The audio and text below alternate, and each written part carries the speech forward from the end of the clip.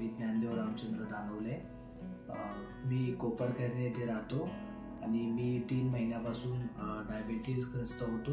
त्याच्यानंतर मी Manubhai Shah research centre काळा चौकी या ठिकाणी आलो आणि मला या ठिकाणी डॉक्टर मानसी डाके तसेच डॉक्टर पिंगळे सर भेटले. त्याच्यानंतर त्यांनी मला प्री डायबेटिकसाठी खूप चांगल्या पद्धतीचं मार्गदर्शन केलं.